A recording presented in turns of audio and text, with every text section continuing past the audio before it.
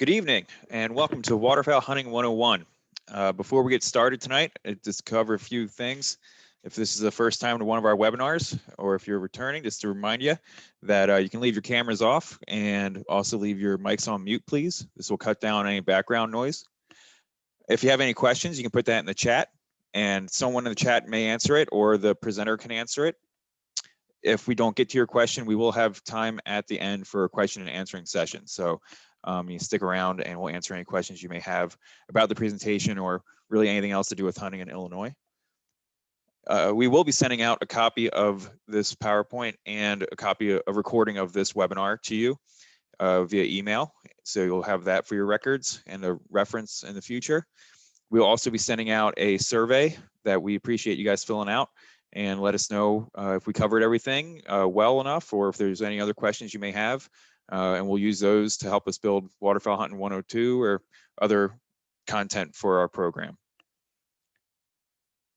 I think that covers everything there. So we appreciate it and welcome. So this course is an intro course to waterfowl hunting. So we are going to talk, we start a lot of our webinars off by talking about hunters or conservationists, and then we'll get into some waterfowl ecology and break down different types of ducks for you. And then we'll do a deep dive into hunting regulations because there are quite a few and new hunters do struggle trying to figure that out. And honestly, current hunters struggle to figure that out sometimes. So we'll spotlight on that. And then we'll talk about trying to find some land access and find some places that you can go hunt, which is a big hurdle for a lot of people. Then we'll talk about the different types of firearm and ammunition you'll use to go waterfowl hunting. And then the fun stuff, we save it for the end, and we'll talk about decoy strategies and hunting strategies and kind of give you some tips and tricks on how to be successful out in the field. And like I said, at the end, we'll have time for a question and answer session. So if you have any questions at all, please ask them. And I do suggest using them in the chat because that kind of helps us go on a little bit of a tangent here or there, depending on what your question is on information we might not have included in this brief presentation. So there's a lot to cover. So if you have any questions, please feel free to put that in the chat. That kind of livens it up a little bit too. So our presenters tonight, we got Dan Stevens with us. Dan, you want to say hi? Good evening. Hello. And then we also have Adam. Adam, would you like to say hello? How's it going, everyone? Thanks for joining us tonight. And then I'm Jason Buckley. We also have Curtis. Curtis, would you like to say hi? Hi, everybody. So it's that way you guys don't get bored of just one of us talking. We'll be round robining this presentation. So these are the people that are going to be giving a presentation. We're going to start off with Dan and talking about hunters or conservationists. Dan, take it away.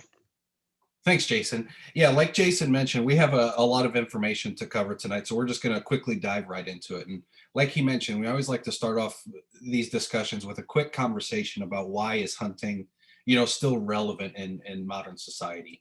And one of the biggest things outside of how we manage wildlife is how we fund conservation efforts in this country. And there's kind of one important piece of legislation that we like to highlight, and that is the Federal Aid in Wildlife Restoration Act. It's more colloquial, kind of known as the Pittman-Robertson Act. But this is an act that was passed by Congress in 1937, and it's an excise tax that's placed on shooting equipment and hunting equipment. And the nice thing about this tax is that it's taxed at the manufacturer's level. So it's not, when you go purchase a box of shotgun shells and you ring it up, it's not an additional tax that's added, kind of like sales tax is. It's already built into that kind of predetermined price. That money is then allocated to the U.S. Fish and Wildlife Service, and then they distribute that money back to the individual states to use for conservation efforts. And that money can be used in a few ways, but it's got very specific regulations about how that money can be used. And so the grand scheme of how that money can be used is to greater hunting and target shooting opportunities, as well as increase the conservation of both game and non-game species. And just to kind of put it in perspective, I don't recall last year's numbers, but I remember in 2018, Illinois received about $16.3 million from this Pittman-Robertson Act. And so it is a pretty substantial amount of money to fund conservation efforts in Illinois.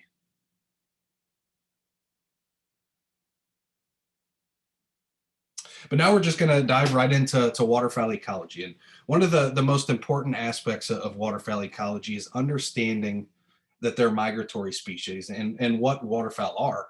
Waterfowl is a group that contains ducks, geese, and swans. Swans are protected species in Illinois, so they cannot be harvested. So mainly throughout this presentation, we're going to be discussing ducks and geese.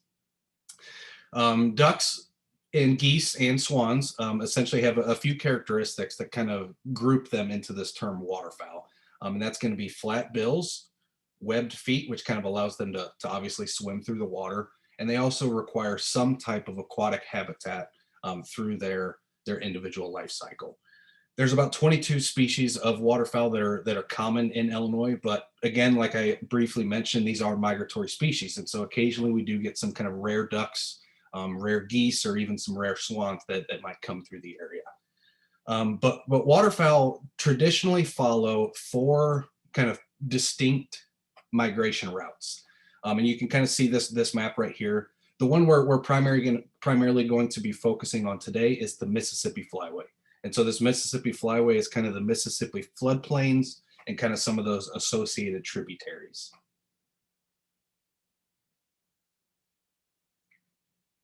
And another really kind of important thing to highlight when we kind of dive into ecology is how they understand some of this data. How do they establish some of these migration flyways? How did biologists, determine where these flyways are? One of the biggest kind of data sets and data sources they use is the banding program.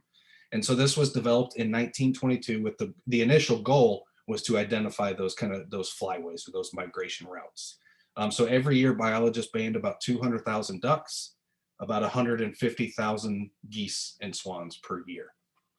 In this banding, not only does it help them kind of monitor population status and trends, but it also, again, allows them to look at behavior, migration routes, and other crucial information. And on average, there's about 85 to 90,000 band recoveries per year. And what's really cool, I think, particularly in Illinois, if you look at Illinois and kind of this waterfowl band recovery map, you can see we have a fairly substantial amount of band recoveries in Illinois. And obviously a lot of that is due, again, to that Mississippi Flyway. So now we're going to discuss a few of the different habitat types that you're likely to find waterfowl in. Obviously, most people realize, there's going to be some kind of water component, but there's vegetative structure as well as depth of the water can really impact whether waterfowl will use it or not, but also what species of waterfowl will use a specific area. And so there's kind of 4 distinct habitat types that we're going to touch on today. And this first one is going to be emergent wetlands. And now these emergent wetlands are essentially wetlands that have vegetation emerging from the water. So typically they're going to be fairly shallower bodies of water. So you might think of them as kind of marshes or swamps that are inundated by either seasonal or permanent water. So some of these emergent wetlands will have seasonal water where you'll get some seasonal flooding and then some dry cycles through there. But then there's other emergent wetlands that'll have, permanent water. And the really cool thing about the way kind of water acts in some of these habitat types is that it has a pretty strong kind of propensity to alter and kind of dictate what vegetation is present on that site. And so just as an example, there's actually a lot of waterfowl property managers who use water to knock back invasive species by leaving water on past, a frost date or some of these other metrics. And that can stimulate some of this native growth that's beneficial for waterfowl and provides kind of that abundant food source.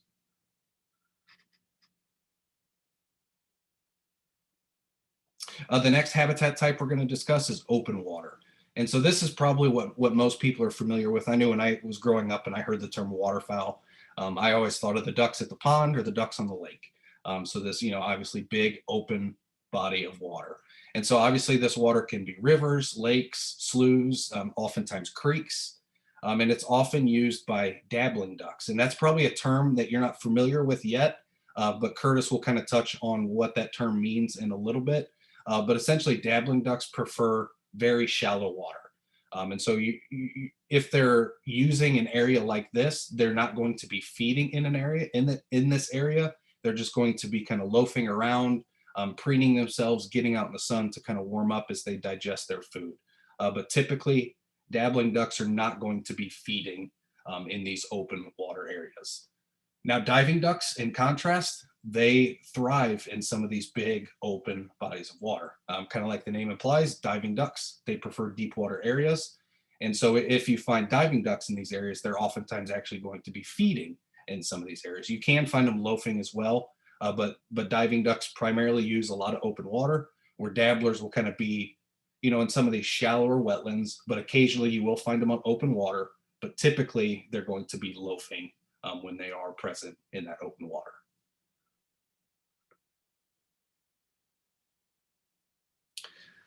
Up next is bottomland forests, and this is arguably my favorite habitat type to hunt, but unfortunately it's not the most common thing in Illinois. This is something you'll see in kind of the southern part of the state. You can find a lot of these bottomland forests, but primarily in Louisiana, Arkansas, some of these other southern states like Kentucky, they hunt a lot of bottomland forests. And so these are essentially, they can be deciduous and evergreen hardwood forests that flood.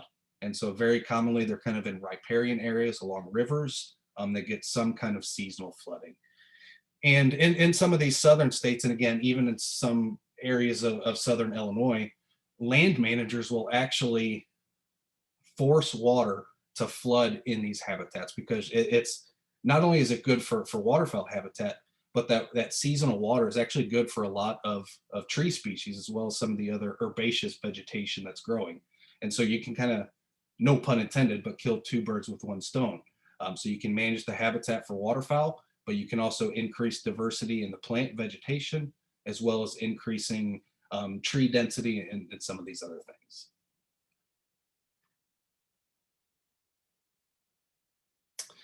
Up next is crop fields. And this is something that when I first started learning about waterfowl, again, we all hear the term water. It's part of the name, water bird. But they very often utilize dry crop fields. These crop fields can have water on them as well, but very commonly you'll see, dry ag fields that are just covered in thousands and thousands of mallards or Canada geese.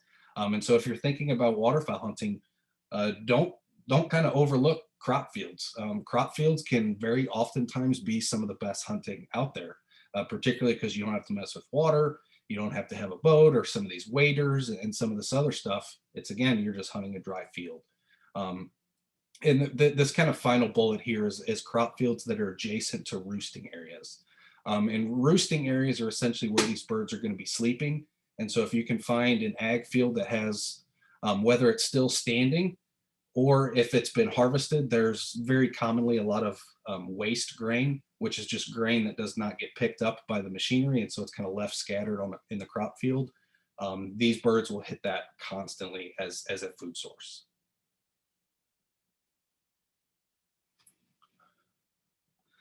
And now that we kind of discussed, some of these habitat types, now I want to discuss some of the behaviors that you're likely to see in these habitat types. And one of the biggest and most important, in my opinion, for us as waterfowl hunters is this concept of feeding areas. So obviously these feeding areas are going to be areas that contain abundant and kind of species rich stands of vegetation.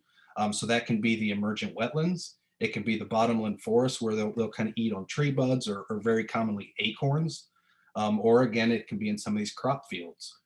Now, if you're thinking about diving ducks, those can be feeding in some of these big open bodies of water, but the dabblers are going to, again, be in kind of that shallower body of water. And waterfowl will typically visit kind of the same feeding area multiple times per day. And when I'm personally thinking about hunting waterfowl in kind of a feeding area, when I'm kind of driving around scouting, I'm not necessarily looking for a field that, has a flock of, 500 to 600 mallards all coming in at once. What I really like to find are these areas that just get a nice trickle of, maybe 4 or 5, maybe a dozen birds in a flock. And they just keep constantly hitting this food source over and over and over. And you have these nice small flocks that can, come in and work. Because very commonly, if you get a big flock coming in at once, that's a lot of eyes looking at your equipment, looking at your decoys, and chances are they're going to notice something is probably wrong. And then, of course, if you do get that big flock to come in, you'll have one good shoot, and then that's kind of the end of it. So I really like to identify these feeding areas that have a constant trickle of some of these smaller flocks. Another really, really, really important kind of habitat behavior type is these roost and refuge areas. And the term refuge gets thrown around a lot in terms of kind of waterfowl biology and ecology. So if you're familiar with the National Wildlife Refuge System, these are areas that are designated. I like to kind of describe them as duck and goose hotels. So they're managed very carefully to act as these roost sites for waterfowl. It's an area that they can be safe. They can relax, they can loaf, but more importantly, they can roost. And so that's where they're going to be sleeping. Now, I will caution you, if you ever happen to find a roost that is not necessarily at one of these National Wildlife Refuge sites, and maybe you have permission to hunt that area, I would avoid hunting over a roost or hunting the roost. Because again, very similar to those big flocks in the feeding areas, you're probably going to get one good shoot, and those birds are not going to come back to that roost. And then you're kind of back at square one. So if you are able to identify where these birds are roosting, so just kind of where they're sleeping, where you find them at dark, try to figure out where they're feeding. And so that's kind of the ultimate goal, is identify the roost, identify the feeding, and try to intercept somewhere between. But typically I like to skew a little bit closer to the feeding area side of things, more so than I do the roosting.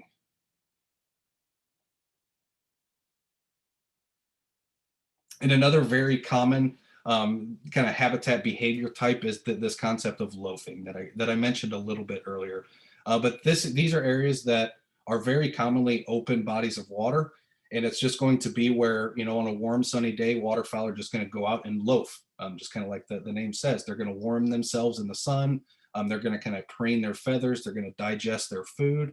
And typically this is going to be kind of after the early morning feeding. So typically, first thing in the morning as the sun rises and it becomes legal shooting light, you'll get some birds coming in that are probably feeding in that particular area. And as the day progresses, if you're in an area that's suitable for loafing, that can turn into a pretty productive hunt. So oftentimes, if you can't happen to find a feeding area, you may go look in some of these bigger open bodies of water and see if you can see, groups or flocks of waterfowl just kind of loafing around in the middle of the day. But with that, I kind of highlighted these terms a little bit, but I'm going to turn it over to Curtis, and he's going to do kind of a pretty in-depth dive over these two terms and kind of what makes up each group.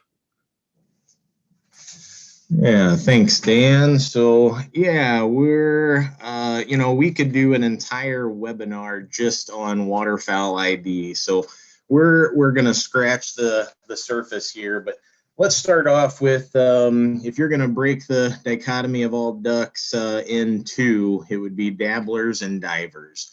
So oftentimes your hunting strategy is going to be different for these two birds, but what we're going to talk about here is identification. So now on the left-hand side of your screen, you've got a Drake mallard, which is a dabbler. On the right-hand side, we've got a scop, looks like a lesser scop, and that represents a diver duck. So when we break these down, the first thing I really want you to notice is the wing to body ratio. So all waterfowl are long-distance migrants, and they have, bodies suited for that long-distance migration. But look at how big the wings are on the mallard compared to the body. They're easily larger than the body if you look at a single wing.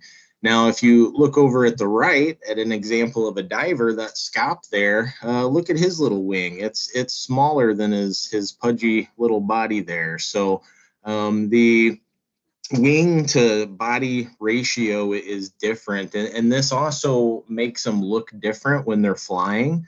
And this is something you'll kind of get more comfortable with through time, but divers have to flap their wings faster, basically to move the same distance that a dabbler would with those bigger wings. So they flap their wings faster, fly more direct, and just got a different look to them. Some of them even look like they only flap with their wing tips. They're going so fast. But now other structural differences. Dabblers like this mallard are really good at moving around on land. Their legs are positioned just slightly back from centered, but they're more centered than the diver duck. You look at that scop, his feet are way back towards the back, which really helps him dive and go after food and makes him a superb diver, but definitely sacrifices some mobility on land by having feet so far back. Now, another thing with dabblers, so the true dabblers also have a speculum. So an area on the secondaries that we're going to talk about, you can't see it on this one because we're looking at the underwing, that's iridescent. Like a wood duck doesn't have a speculum, and they're generally considered dabblers, but they're actually stiff-tailed ducks, so no speculum, but they do have iridescence all over the back. And we'll go to the next slide, which is going to show us some of this takeoff behavior. So this is another good one. So if you jump a bird up into the air off the water, if it jumps almost straight up into the air and takes off like this mallard is doing here in this picture, that is a dabbling duck or a puddle duck. With those large wings, with the feet in the center of their body mass, if they jump up into the wind and they can just take off real easy for them. Now, in contrast to that, the diver ducks, they generally have to run along the water to generate enough lift to take off. But we'll get back to that. But can we go back 2 slides here? Yep. So we mentioned most of this stuff. Let's talk about feeding a little bit. So just because diving ducks are diving underneath the water, that doesn't mean necessarily that their diet is more carnivorous than puddle ducks. All ducks are omnivores, and so they eat a mixture of vegetative matter and animal matter. And actually, some ducks like canvasback and redhead can have periods of the year where they're some of the most they consume some of the most vegetative matter of any of the ducks. So definitely different feeding strategies as far as how deep they're going in the water, but can definitely both take advantage of a lot of different food sources. We can go to this next slide here. And this shows us how dabbling ducks or puddle ducks feed. So they can dive, and especially if they're threatened, like if you knock down a cripple, they definitely can dive and swim for a ways under the water. But when it comes to the dabblers and the puddle ducks, they like to tip up and feed on things that they can reach. And so when these birds are actively feeding and you look out, you'll see just like this picture shows, a whole lot of duck butts. So when you're learning to identify ducks, definitely look at everything. Look at the head, look at the breast, try to get all your field marks. But you need to be able to ID those butts too, because that's always going to turn up in your picture and you're going to be scratching your head. What is it? So go to the next slide here. So here's an example of a diver. This is a common goldeneye running across the water. So with their legs positioned further back, not center mass, and with the smaller wing to body ratio, they can't just jump and spring up like the dabblers do. So they are going to run along the water to take off. This is diagnostic. Now, also other birds will do this too, like American coots. Some of you might have seen them out on the pond before, they have to run across the water too. So there are other birds that will do this, but in terms of ducks, you can be pretty sure, depending on how they take off, if it's a diver or a dabbler.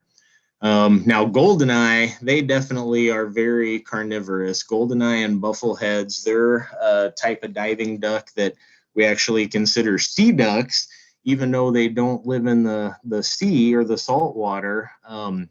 That's just the terminology they have for them, but they have a 2-year sexual maturity, which sets them apart from the other diver ducks, more carnivorous diet.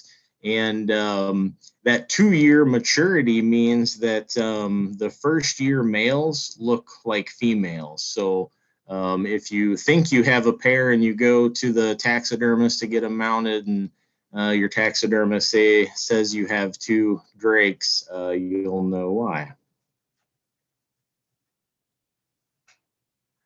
So here's some pictures of divers down doing what they do, diving and finding food. So if you remember back to that dabbler, that puddle duck just tipping over, divers are gonna go for it. And some, these are, we got canvasback, goldeneye, and scop, some common ducks here from Illinois. But some that we occasionally get here, like the scoters and long-tailed ducks, I mean, they can dive for several minutes and at great depths. So really good divers. And this canvasback, remember, just because it's a diver duck, it's probably going down there looking for some wild celery or shoal grass or some vegetative matter. And canvasbacks are definitely good at that, and that's one of the reasons why they're known as one of the best table birds out of all the waterfowl. So here, these ducks that are in yellow are the most common in the bag in Illinois and really all across the Mississippi Flyway. Mallards by far make up the bulk of the harvest. Wood ducks come in second. That's because they're the most common duck that's going to nest in Illinois. So we do have some in the early season that are still around. Gadwall and green-winged teal finish that out. But yeah, you see a lot of diversity here. It can be a little bit overwhelming, and that's why it's really good to first break them into big groups. Dabbling ducks, diving ducks. Once you start feeling comfortable with that, then just keep adding more and more species. If you start with the species in yellow here, those are the ones that you're most likely to encounter.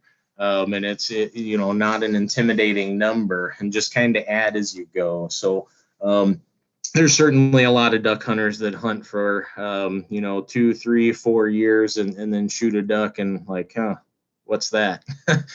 So happens to everybody. Don't feel bad, but definitely something that is hopefully enjoyable for you. And, it's something we can always get better at.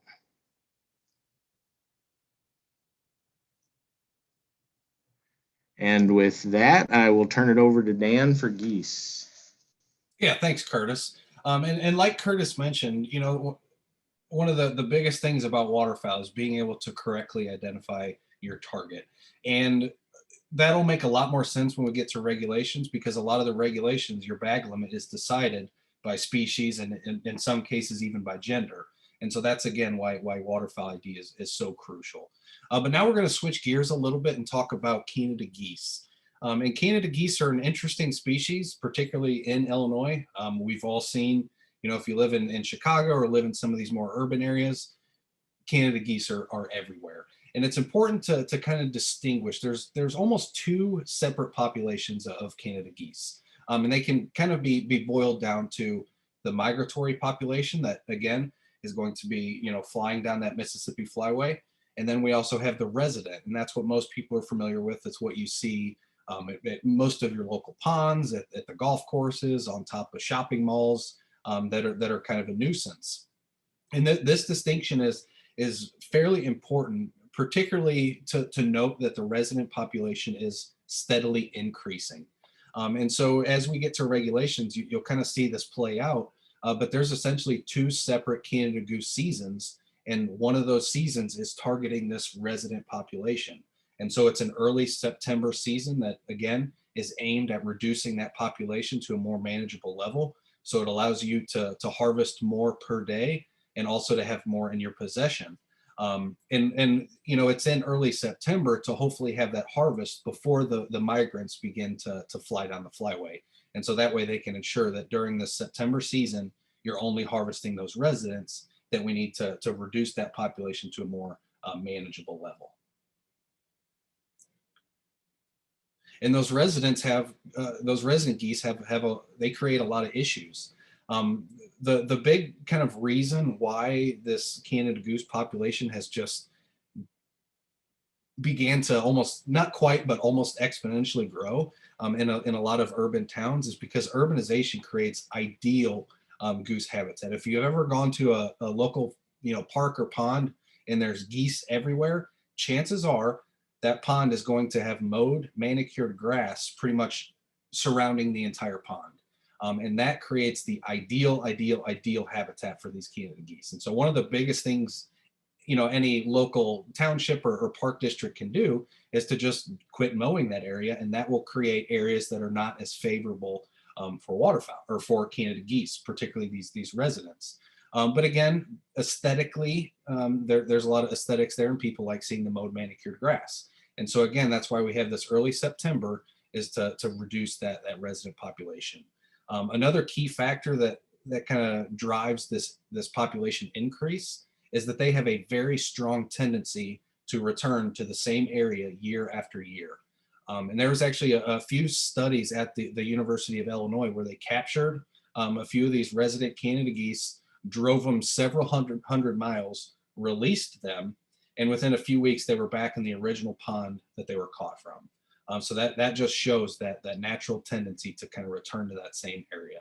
And obviously they produce large amounts of excrement. They can be, you know, damaging to landscaping, but they're also in often cases territorial, particularly a female if there's goslings around or there's a nest. We've all seen those videos of geese hissing at people and chasing them. And so, you know, this is a concern that this population keeps steadily increasing year over year. Another goose species that is kind of conservation concern in the sense that the population is rapidly outgrowing the habitat and is causing other species to be reduced just because there's this competition for resources is the snow geese. Snow geese is a population that has just rapidly increased. And if you look at this bottom picture, so this is from a study that was in the tundra habitat, and you can see they essentially fenced off an entire area of the tundra, and they just saw what happened. And you can see the destruction that these snow geese have caused outside of that fenced in area. And so, you know, these areas are critical for not only other duck and geese species, but also for a lot of our normal, you know, everyday migrant birds. And so this is a population that is just drastically increasing, and it caused the U.S. Fish and Wildlife to actually issue a conservation order on snow geese. And so this is a spring hunt that is again designed to reduce that population to a more manageable level. And again, very similar to that spring, or not that spring, but that early September goose season where they kind of increase bag limits. That also takes effect during this conservation order season. A lot of the other regulations are also laxed to try to increase harvest as much as possible. For instance, if you've hunted for several years, you may know the term a plug, which goes in your shotgun and limits the amount of shells that your shotgun can hold. And so legally during duck season and goose season, we can have 3 shells inside of our shotgun. During this conservation order, you can take that plug out and have as many shells in your shotgun as you can. You can also use electronic collars, which you cannot use during the normal duck and goose season. And so there's a bunch of these regulations that are just kind of laxed. And again, that's aimed at increasing harvest so that we can reduce this snow goose population to a more manageable level. And one thing I always like to point out about snow goose, if you look at this top picture, you can see several different kind of color variations. These are essentially all the same species. You'll see a lot of people call this darker phase goose a blue goose, but essentially a snow goose can kind of fall into a bunch of different color variations. You can have jet white like you see there. You can have this kind of dark bluish gray color, and you can almost have any kind of pattern in between. And the real challenging part about snow geese, particularly if you're interested in hunting, is they're typically in flocks that are multiple thousands of geese. Oftentimes you may see 20 to 30,000 snow geese feeding in a single field.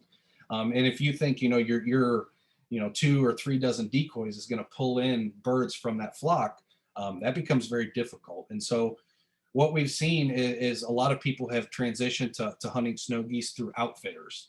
These outfitters have the capacity to have, thousands and thousands of decoys.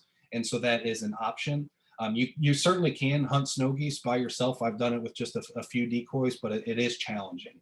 So just keep that in mind, that snow geese are one of these species that are overpopulated. And so that population needs to be brought down to a more manageable level. And that's going to lead us right into land access, which Jason is going to touch on for us. Thanks a lot, Dan. So land access tends to be an issue for anyone who does not own private land. So there are a couple ways to access land. You have hunting preserves and hunting clubs that you can pay to be a part of, or outfitters that you can pay and they'll take you out on their property. There's also some public land options, which we'll go over, that are broken into federal, state, county, and the IRAP program, which I'll cover. And then we also, of course, have that private land, which if you have that, then you are golden, hopefully, if you're in a good spot. So first off, the Illinois does have a lottery for blinds. So there are several types of waterfowl hunting access in Illinois. So there's public duck and goose lottery, waterfowl blind drawing. So the drawing is conducted in person. This past year, this was canceled, and you can kind of see why because of the photo here. This is from one of those drawings. So with all the COVID restrictions, they didn't think it was good to have anything like this, unfortunately. So I believe this year they let anyone who had it last year have it again. And hopefully they come up with a plan for next year to address that. And they have an answer for that when we get there. And so those blinds that you can draw there are good for 1 to 3 years. So then you can have a build your own blind where you go out and you construct your own blind on a site that they deem where you're allowed to go. And others can use if assigned hunters is not using. So if other people are out there and you're not in that blind, other people can go and use it. There's also walk-in access, which you can be really successful at. I've gone over Kickapoo last year. It was successful goose hunting, and they just have a couple stakes out around the water, and you can go. A fun one that we went to last year, we took a canoe out to, and so it's kind of have that backcountry feel, even in central Illinois. And so you can take a canoe out and sit on a little island and get some shots at some geese. Then there's also standby permits, which you can go to any of those lots that have, sometimes they have daily lotteries or drawings that you can go and look at and see what the standby is for that as well. So if you don't win one of the lotteries, you can have a chance to find one of those locations. So that's a very common way of finding land access here. To help you find a walk-in site, you can use the Hunt Planner on huntillinois.org. So here you can either look for a specific site, or if you're not sure, you can just type in what do you want to hunt and then put in waterfowl, and then they'll tell you all the different sites in the state that have waterfowl access, and that goes for all the different species that you want to hunt. We highly suggest, if you haven't gone and checked this site out, go check it out. There's about a 6 or 7 minute tutorial about all the different tools that they have on this website, and they want to make this kind of a one-stop shop for hunter information and licensing and just site regulations in Illinois. So we highly suggest you go check this out. This just came out this past fall, so it's a brand new site. It's all up-to-date information. So that will help you kind of narrow down what site to go look for if you're looking for a public site or a public walk-in site. Another good use of information to kind of narrow that down is to see what sites have the best, what I want to say here, the best harvest rates. So this is the land hunting report. So this tells you how much of each species is taken off of that land, so you can see which ones have the most of each species and that are reported each year, and you can see which ones have the most productive sites. So you can narrow down your location that you feel like driving to, and then try to find the most productive spot, and that's worth your time to go try to check out. And again, this is all on the Idnr website. Then we have the IRAP program. So this is a access program where private landowners can give access to their land. If they the state will give them a management plan and give them sometimes some funding to help them with some management on their property, some conservation projects. And in exchange for that, the private landowner allows the public to hunt on their land. And this has been a very successful program. So they're adding more and more sites each year, and it's not well used, it's not well known. So you can have a lot of success trying to find access through the IRAP program still. It's not as cutthroat as some of those blind drawings that you saw that photo of.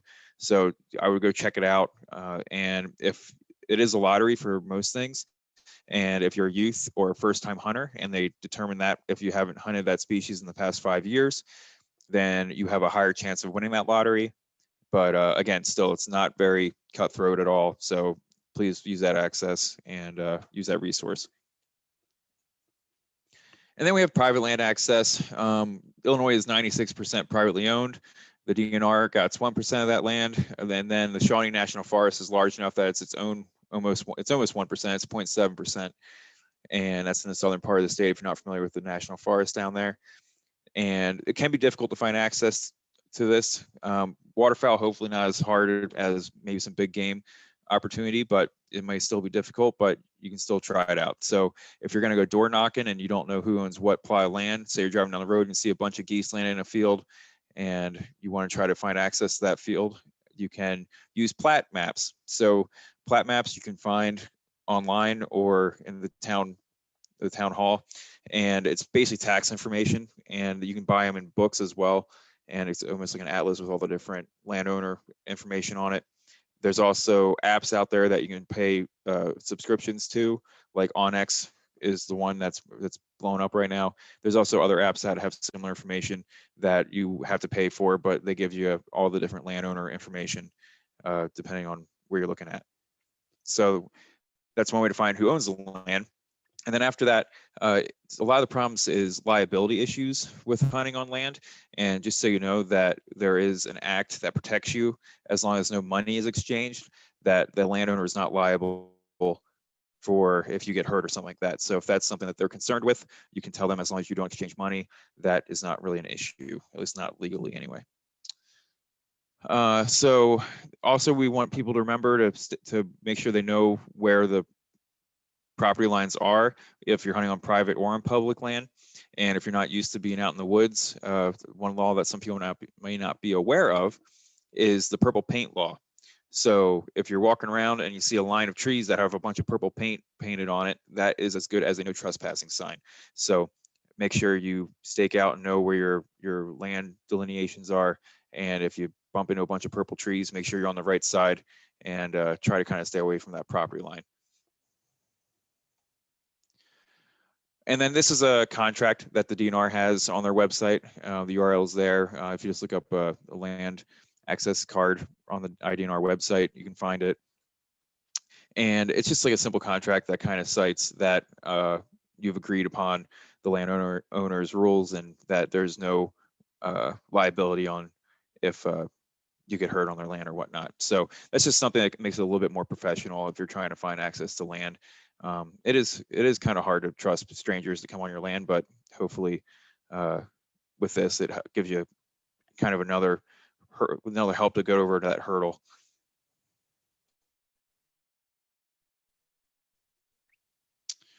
So with that, we're going to move on to regs.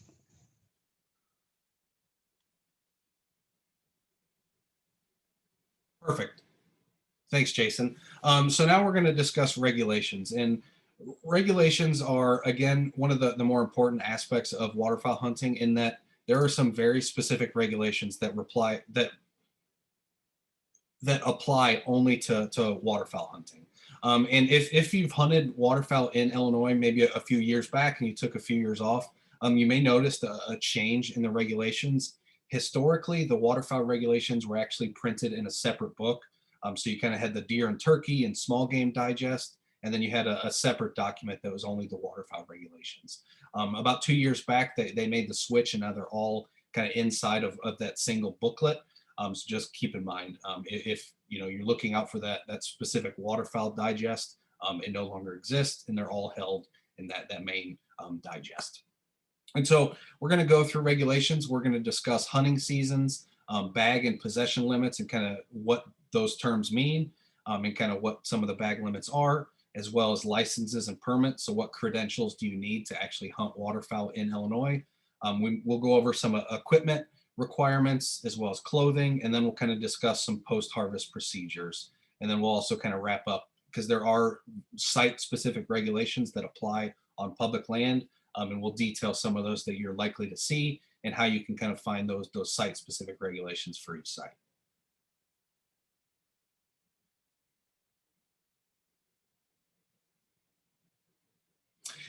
And so like I mentioned earlier, the waterfowl regulations are now held in this Illinois Hunting and Trapping Digest. Instead of having a separate document for waterfowl, they're all right here. You can find this online. You can also find it at sporting goods stores, the Walmart outdoor store calendar. I recommend downloading it onto your phone or under your computer, because then you can just use the search function, so Control F on PC, and that allows you to kind of quickly navigate through it if you're just searching for a very specific term. So that's a great way to kind of do that. But now we'll dive right into some of the required credentials. So to hunt in Illinois, if you were born on or after January 1st, 1980, you are required to take a hunter education safety course. You can do this through several different avenues. They have instructor-led courses that are kind of in a classroom setting, that also have kind of a field component. Those are currently on pause due to the state's COVID restrictions. So we'll see when some of those restrictions are laxed, and then DNR will hopefully open those back up. But if you're over 18 years or older, you can take the entire course online at your own convenience. So that's a great option if you're interested in that. And they also do kind of have a hybrid model where you do a portion of it online, but then they also have a kind of field component, so you still get some of that hands-on activity. So you can look out for those again when those COVID restrictions lax. Now you can hunt without a hunter safety for 1 year. But there are a few specifics to keep in mind. So you will be using an apprentice license, which is again good for 1 year, but you're required to be with a mentor. And by the regulations, that has to be somebody who's been through hunter safety, is a licensed hunter, and is also 21 years or older. So that's a great option if you're just looking to try out waterfowl hunting and maybe you don't want to go through the whole process of taking the hunter safety course. You can hunt through an apprentice license. But again, I do recommend taking the hunter safety course at some time. But again, if you have a hunt coming up and you haven't had time to take it, you can hunt using this apprentice license. Again, assuming you have that required mentor with you.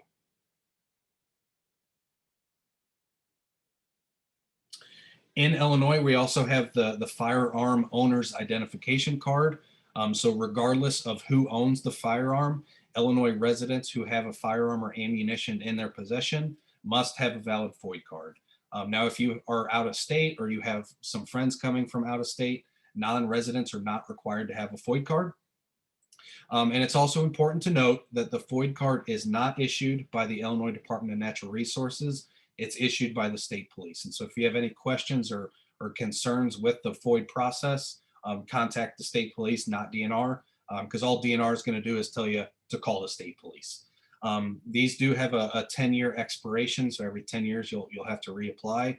And one of the more upsetting things with a lot of the stuff we're seeing is that there is a pretty huge backlog on the current FOID application. So it's about 120 days is what an article in the Chicago Tribune discussed just last week. And so that's a pretty long wait list. So if you need to update an address or get your FOID card, I would put in for it kind of as quickly as possible, because again, there's a pretty substantial backlog at the moment.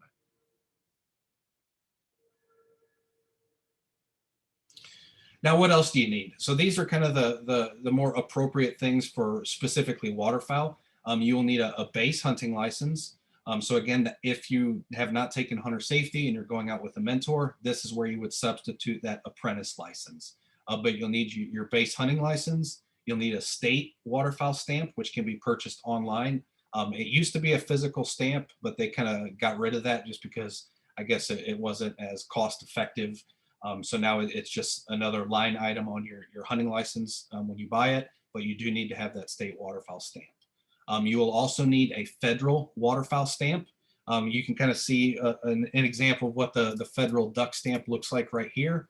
And the nice thing is you can buy those at various different places, and we'll touch on that a little bit, but you do need to make sure you sign the front of that stamp.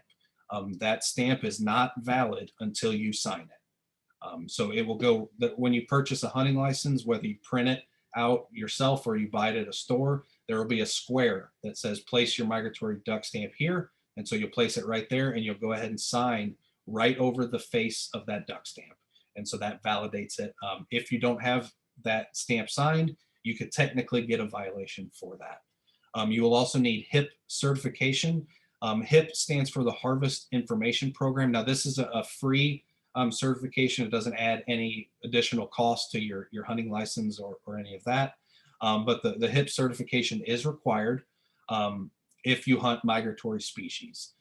If it's your first time registering with HIP, you won't have too many issues. It'll just ask, did you hunt migratory birds last year? And you'll hit no. Now, if it's your second time or third, you'll hit yes if you hunted migratory species the year prior, and then it'll ask you some more specific questions about what you have harvested. And this is a federal program. This is not a state thing. But if you happen to go hunt out of state, you will also need to register through HIP in that individual state. It doesn't kind of carry over from state to state. But again, it's free. And I will give a word of caution. If you go to purchase your license at a Walmart or some of these stores that aren't necessarily as outdoor focused, oftentimes the cashiers may not be familiar with exactly what you need. And so make sure to double check that what they give you is what you asked for and that it has everything you need. And the HIP certification is one that I've personally seen left off a few of my licenses when I've gone to buy them at a store. So just double check that they actually click that button and certify you through the Harvest Information Program.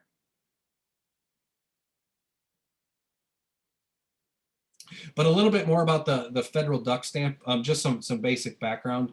The federal migratory bird stamp, or more colloquially known as the federal duck stamp, was initiated in 1934 by President Franklin Roosevelt. And this is by far one of the biggest success stories of conservation in the United States. The amount of money that has been put in through this stamp is just immense. And the really cool thing is that 98% of that stamp goes directly to acquire and protect wetland habitat, as well as purchase land for national wildlife refuges. And when you hear the term National Wildlife Refuge, you may get kind of a false thought. When I first heard of National Wildlife Refuge, I was like, okay, so that's a preserve that you probably can't hunt. There's a lot of national wildlife refuges that do allow you to hunt. And recently, the Trump administration actually opened up even more access on some of these national wildlife refuges. I think additionally that new legislation that he passed was, I think it added almost 500 national wildlife refuges that can now be hunted, and that was in about 37 distinct states. So again, these national wildlife refuges can oftentimes be hunted. So just remember that, and also remember it needs to be signed. So signed directly over the face of that stamp. But now we're going to talk about season dates, and we'll quickly go through this. We won't spend too much time just because a lot of it is going to be dependent on where you're hunting. There's a lot of variability in season dates depending on the species that you're targeting, as well as the geographic locations. And it's really important to keep in mind that the geographic location, because the DNR has split Illinois into several different zones. And so if you look at, let's say, ducks, for instance, you see a north, central, south central, and south. And you can see that the further south you go, it starts progressively later. So in the north zone, you start October 17th is the opener of duck season, where in the southern zone, it's November 26th. And you might think, well, why is that? Well, again, these are migratory species. And so these season dates are aimed at kind of finding a strong balance between migration and hunter success. And so the DNR kind of shifts those zones so that, if everything opened up at once, the north zone may have a phenomenal season, where the south zone, they're just not migrating that far south. And so delaying those seasons allows the hunters to kind of follow that migration path. And again, there are also early season opportunities. There's an early season teal, which starts the 5th of September, as well as that early Canada goose season that we kind of mentioned a little bit earlier, that's aimed at targeting those resident geese.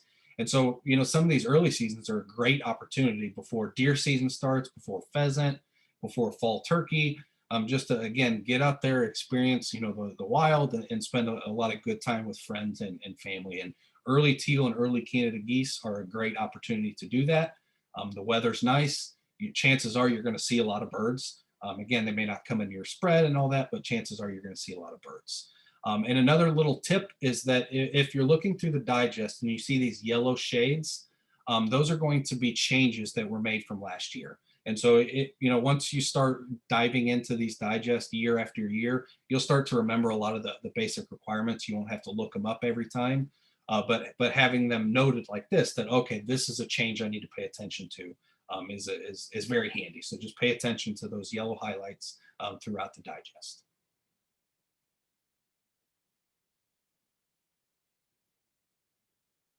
And so here's a quick kind of illustration that shows these 4 distinct zones. Again, we won't spend too much time on it just because it's going to depend where exactly you're at in the state.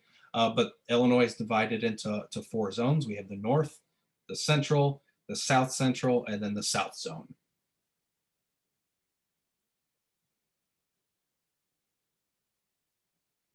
And so here's some more yeah, there we go. And so here's a little bit more about season dates. And so you'll see when you go through the Waterfowl Digest, there's several different pages of waterfowl season dates. And so this is kind of that second page or can you advance? Yeah, here we go. Here's that second page that again shows Canada geese seasons, as well as that conservation order season for the snow geese and the other light geese, again, aimed at reducing those populations. And so the conservation order, like I kind of hinted at a little bit, it's initiated to reduce the snow, the blue, and the Ross's goose numbers through an increased harvest. And the way they want to increase harvest is, again, by laxing some of those normal regulations that apply. So during this conservation order, there is no daily bag limit. There is electronic calls are permitted, so you can use electronic callers. The federal duck stamp is also not required to hunt during this conservation order. And you can, again, use unplugged shotguns. So your shotgun can hold as many shells as you'd like.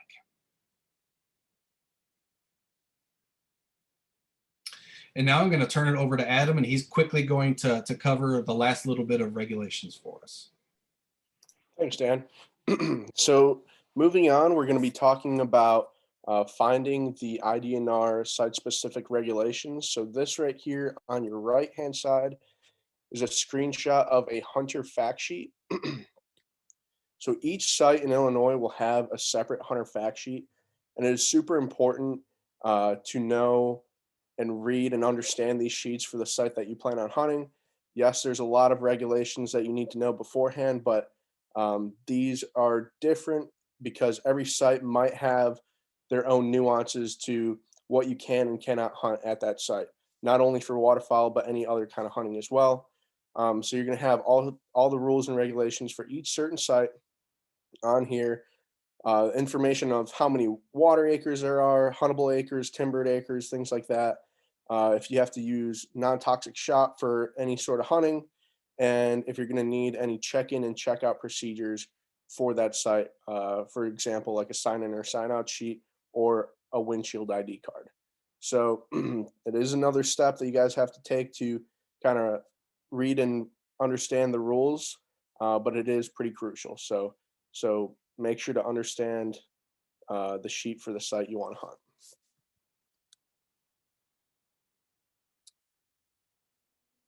So now moving on to daily versus possession limits.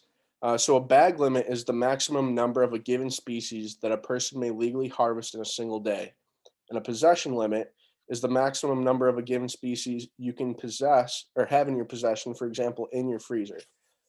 Possession ends when the animal is either consumed and the remaining parts are discarded. And there's a good picture right there of our friend Jason holding some geese from last season, I believe. So waterfowl possession limits, you're able to have or possess 3 times the daily bag limit by species and sex. So again, that is in your freezer, in your home, before you consume them. So here is going to be an overview of all the duck and goose limits. I'm just going to go over the main ones here really quick, and then we're going to move on. So for mallards, again, you're going to have 4. No more than 2 of those can be hens. Possession limit is 12. No more than 6 of those can be hens. Wood ducks, scaup, redhead, pintails. You guys see the list right there. Again, this is all in your hunting and trapping digest, so your regulation booklet that we talked about earlier.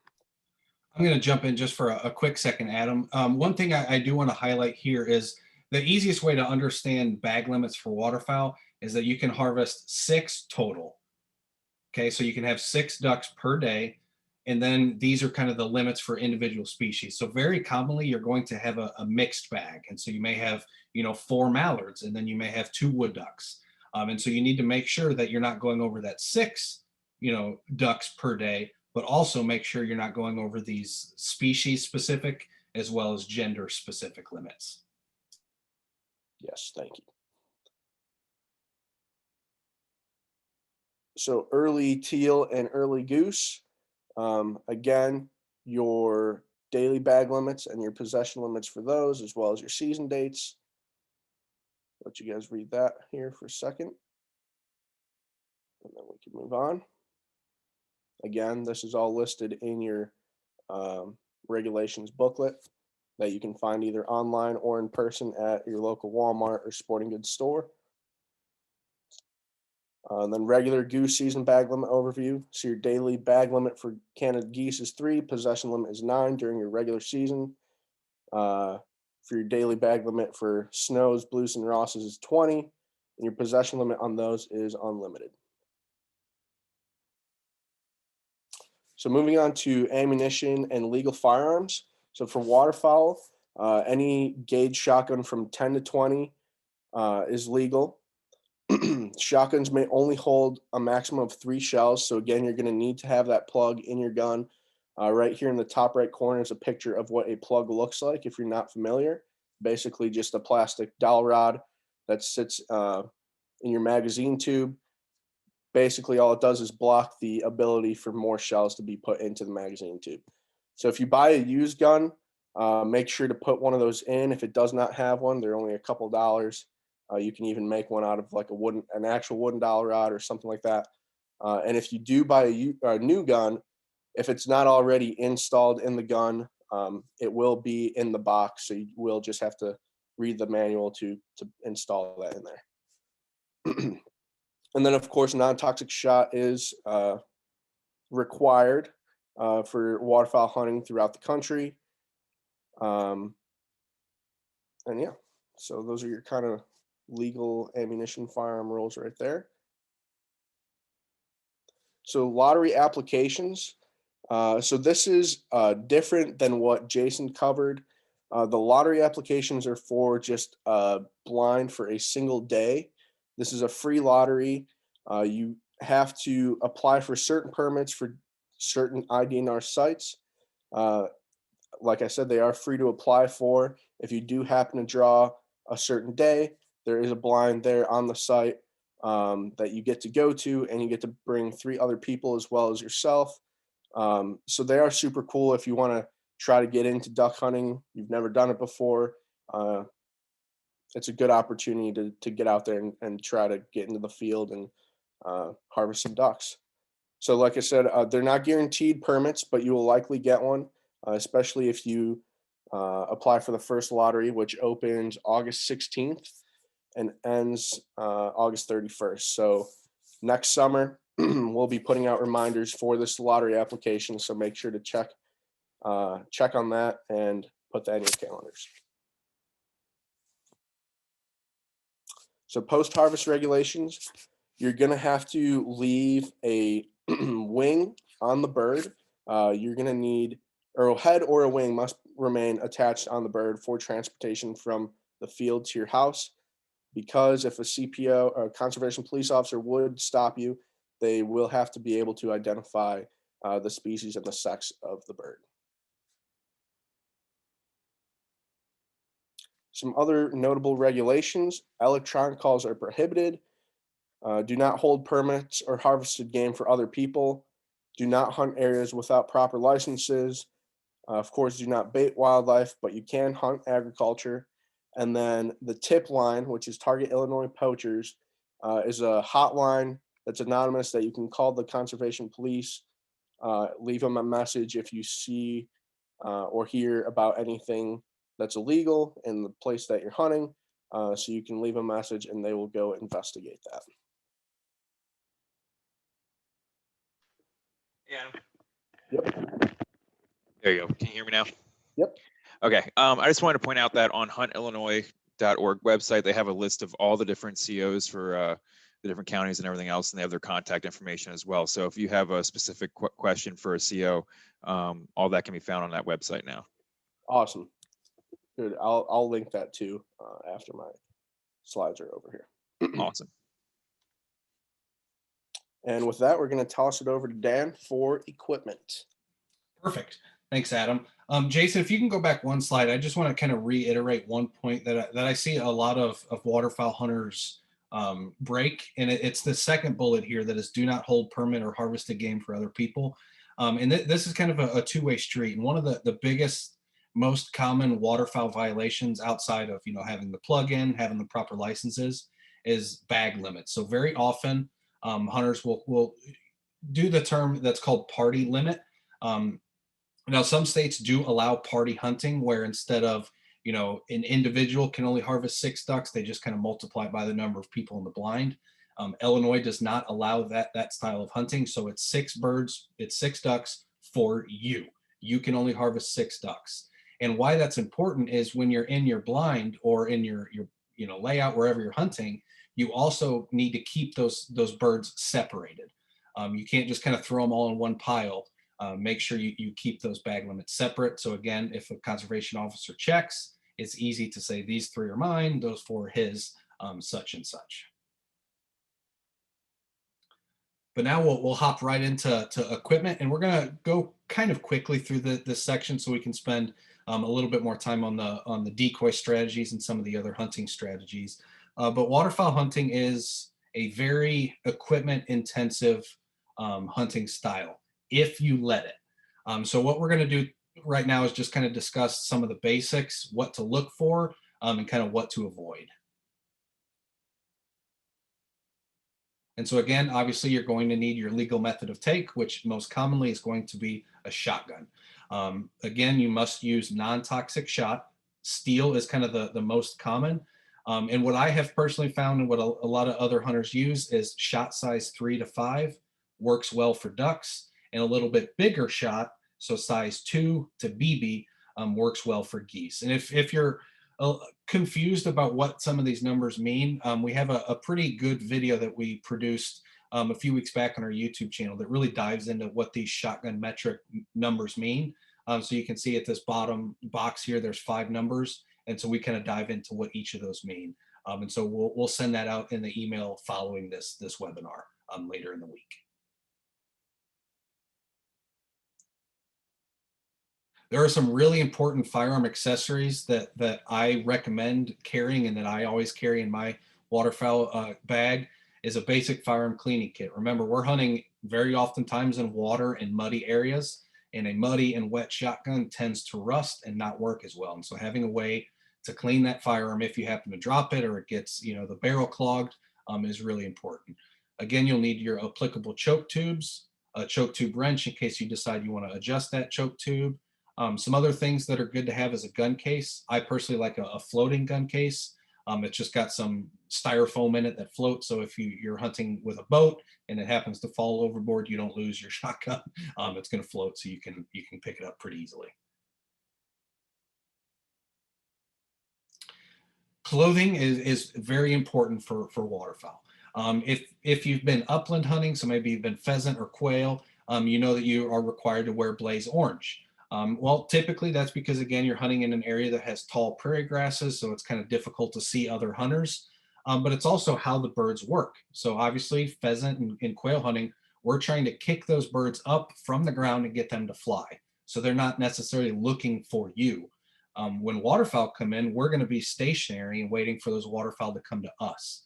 And so we don't want to blaze orange because they're going to see that right away. And so we want to try to match our camo patterns to the surrounding as much as we can. You will likely need camo waders / boots, especially if you're hunting anywhere near water. You'll need a good pair of waders or boots, and these can be insulated, but you can also use some of the cheaper waders, whether it's for fishing or just kind of other water type activities. But insulated waders do make it a little bit more comfortable, particularly if you're hunting later in the season. A camo hat is almost a requirement because, again, those birds are flying overhead. And so you want to have something that covers the top of your head. And the bill also allows you to kind of conceal your face a little bit. Because one of the big mistakes that a lot of waterfowl hunters do, and I'm personally still guilty of it at times, is you have a bunch of ducks flying overhead, and what do you want to do? You want to look at them. And so you lift your head up and instantly they're going to see your face and they're going to take off. And so having that bill allows you to just kind of keep a steady face, but also use your peripheral vision to kind of pinpoint where those birds are. Gloves are also a pretty important thing because it's going to be cold and wet, but also you want to conceal your hands. Those hands can reflect the sunlight and they can give off pretty significant glaring depending on the sun, and that can oftentimes be enough to cause those birds to leave. And the same is kind of true for face paint or a face mask. Some optional accessories. A duck call lanyard is one of my, I think it's more of a requirement than optional. You can see this individual here, he has the duck calls just kind of wrapped around the lanyard on his neck. That allows you to have kind of flexibility and hands-free operation. You can just quickly drop your calls, pick up your shotgun, or vice versa. A duck carrier lanyard is very similar, but it allows you to carry your harvested ducks out of the field. If you don't like the glove route, a hand muff is a great option, like you can see around this man's waist. It's just a nice place to put your hands in, keep them nice and warm. You can throw a couple of hand warmers in there and you'll be toasty all day. Shooting glasses are very important. Also ear protection. This is one of the things I harp on, particularly with waterfowl hunting. Very often you're hunting in an enclosed blind. And so if you think about how loud that shotgun is going to be inside of that blind, you should wear ear protection because, again, once you lose your hearing, it's very hard to get it back. It doesn't just come back. And so try to protect that as best you can. Binoculars are also good to have, just so you can try to identify faraway ducks, try to see what species they are. And very oftentimes you'll see ducks just kind of swimming around on the water and you want to see kind of what they're doing. And again, it's nice to have. A few other accessories that I like to keep in my personal kit is a wader repair kit. Nothing can ruin a duck hunt like a hole in your waders as you're standing in 34-degree water. So having a wader repair kit that you can quickly patch a hole is nice. A camp backpack just to store all your gear. A flashlight is good to have because very commonly you're going to be setting up your decoys in the dark. So having a nice flashlight and a nice headlamp so you can have hands-free lighting is worthwhile. I always like to carry a compass or maps, or like was mentioned earlier, we all have basically a computer in our pocket these days that can do a lot of the mapping and compass. So that is an option, but I personally like to have backup plans. So just keep that in mind. A first aid kit is always welcome, as well as water and snacks. But now we're going to get into decoys. And this is where you can spend as little or as much money as you want. There are people that have, 18 to 22 foot enclosed trailers that they do nothing but store decoys, and they have thousands and thousands of decoys. My recommendation right off the bat is to start with a mallard decoy spread. Again, like Curtis mentioned, mallard are the #1 harvested duck in Illinois and in the Mississippi Flyway. So start off with maybe a dozen mallards. You can get a dozen mallards for $40 to $50 on the cheap end, or you can get the more expensive ones. But the nice thing is a lot of other species will come into a mallard spread. And so mallards are a great way to do that. And you can also get different behaviors. Like here on the right, you can see these butts that just imitate that dabbling duck that Curtis discussed earlier. It just kind of imitates that butt sticking out of the water. There are several types of decoys. These are floating decoys, so these are designed to work in water. And you can see you have kind of this keel at the bottom of the decoy that helps kind of keep it balanced on top of the water. And one thing you don't see pictured here is a decoy rig, which is essentially a cable that has a big weight at the bottom of it. And so if you can imagine, if you don't have your decoys weighted down, they're just going to be blowing in the wind and you're going to be chasing them all day. So it's important to have the decoy rigging, which is just some cordage with a weight at the bottom. Oftentimes you can get kits that come with the rigs and the decoys, or you can buy them separately. They're fairly inexpensive as well. But it's also important to match the length of that cordage to the depth of the water. If you're in 6 feet of water and you're using a 4-foot cord, your decoy is still going to drift, and you're going to eventually either lose the decoys or you're going to have to continue to chase them.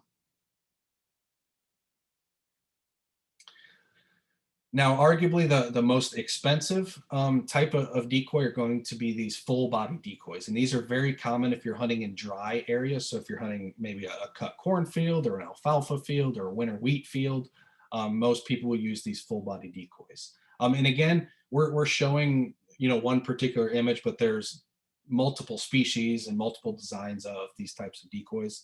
But full body decoys are fairly expensive. For a standard pack of 4 Canada Goose decoys, you're looking at $100 to $120 for kind of the medium range decoy. They work very well, but I personally am not a huge fan just because I don't have the storage. These don't break down very well. And so if you have, a couple dozen of these, it's going to take up a lot of space. So what I use, and what a lot of hunters who are hunting dry areas for waterfowl use, are these shell decoys. And the nice thing about these shells is they have removable heads. The head just kind of screws off, and that allows you to kind of stack the bodies. And so you can fit, a couple dozen decoys in a fairly decent sized backpack, but it helps. Storage is, again, a big issue. And so this is a great way to do that. But they're also a lot more economical.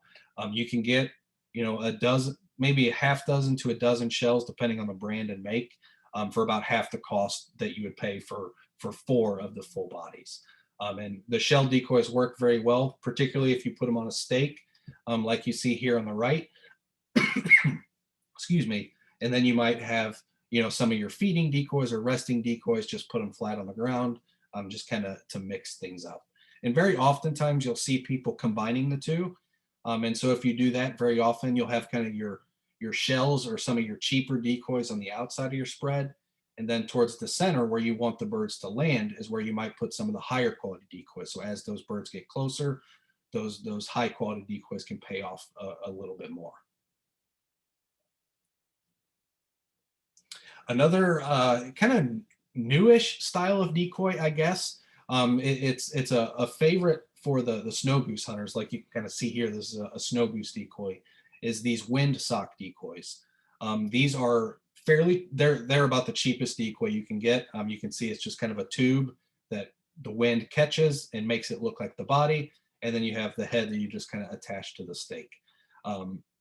These are, again, primarily used by snow goose hunters because they can get, several hundred of them. They don't take up much space, and you can fill up a nice spread. And again, kind of like I mentioned with the shell decoys, a lot of times you'll see people use these on the outer kind of fringes of their spread. And as they get closer, they may have some of the shells in full bodies. But the windsocks can be very effective if you need to fill in a spread and you need to have, you know, a couple hundred decoys. This is the most economic way to do so. But again, you don't need that many decoys. I would start, like I said, with, you know, a dozen mallard decoys, and you can have a very, very, very successful hunt with a dozen mallard decoys. And if you're interested in looking for decoys, wait till the end of the season and get on Facebook, Marketplace, Craigslist, eBay. Duck hunters like to spend money on the new decoys. And so very often you'll see them kind of selling off some of their old decoys and some of these user selling forums. So be on the lookout for those. Now, another type of decoy that came out about a decade ago and took waterfowl hunting by storm when it first came out are these spinning wing decoys. The main brand that kind of first came on the scene was Mojo. And so you'll hear a lot of people call these Mojo decoys. It's kind of like Kleenex. Kleenex is the brand, not the tissue, but people just kind of use it synonymously with this type of decoy. But essentially there's two types of Mojo or spinning wing decoys. You can have battery operated or you can have wind operated. So the battery operated are obviously going to have an electronic motor inside, and the battery is just going to constantly spin those wings over and over. Or you can have the wind power that as those wings catch wind, they can spin a little bit. Now these decoys, when they first came on the market, they were one of those things that changed duck hunting. They were extremely effective. They make your spread look very realistic. But as more and more hunters started to use them, that effectiveness has started to go down a little bit. But they are still worth looking into and potentially worth having one or two in your spread. Another type of a very cheap decoy is a decoy flag. And I primarily use these for goose hunting. And it may not really look like a decoy, but what it's really good for is if you have maybe a flock of Canada geese that's, you know, 400 to 500 yards away, and you're just trying to get them to look at you. Very often you're just trying to get those birds to look at you and to look at your decoys.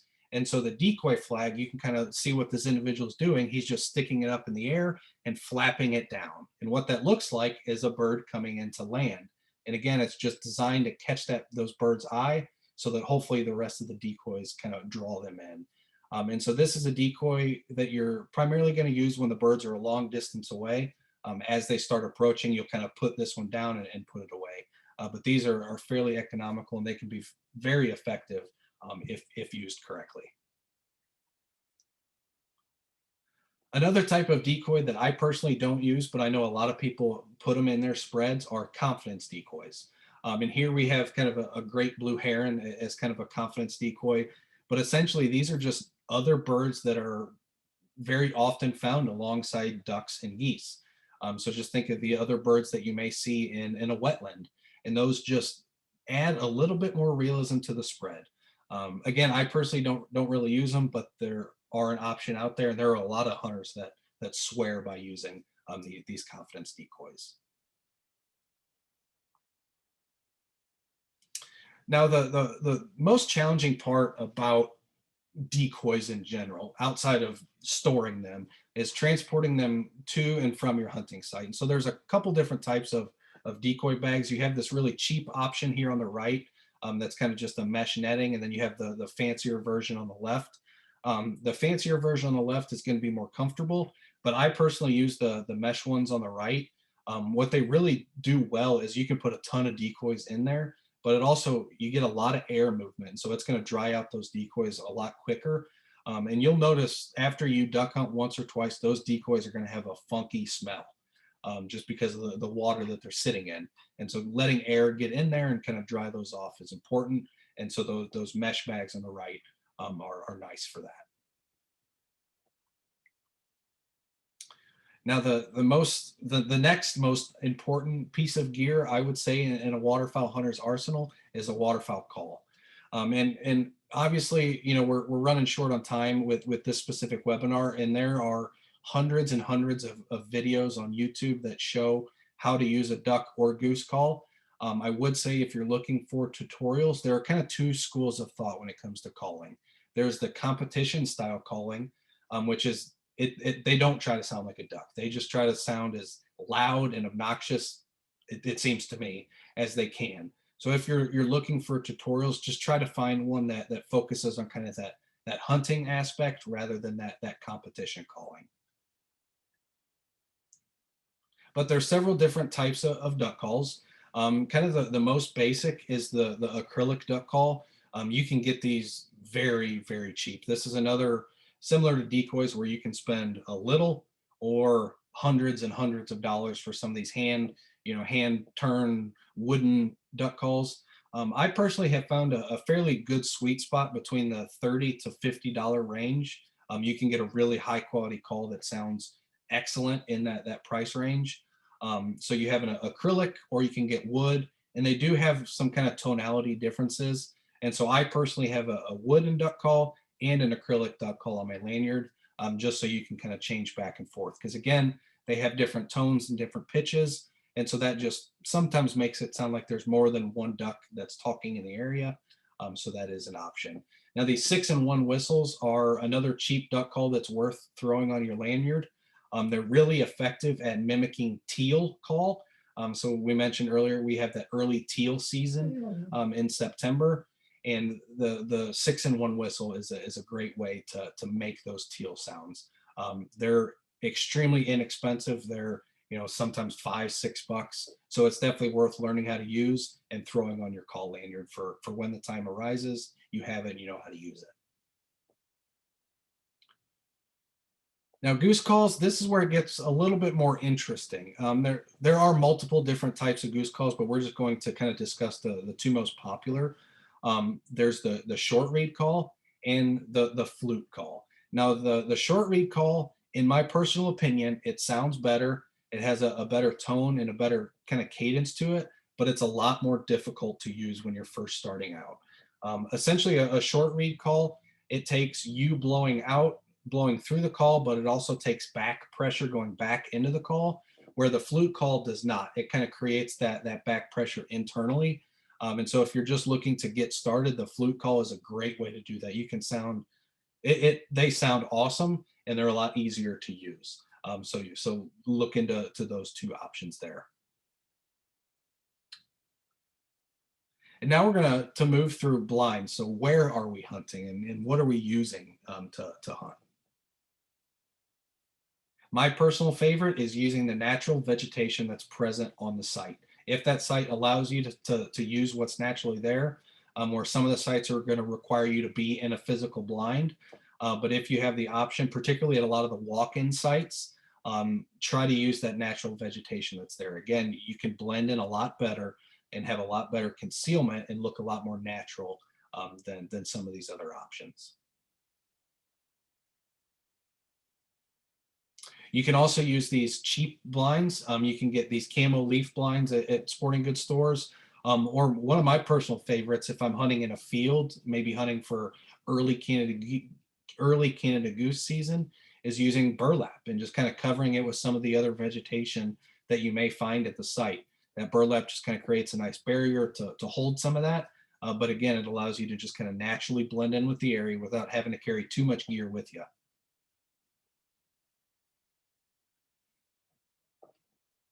Now the layout blind is my favorite type of blind if you're hunting in a dry area.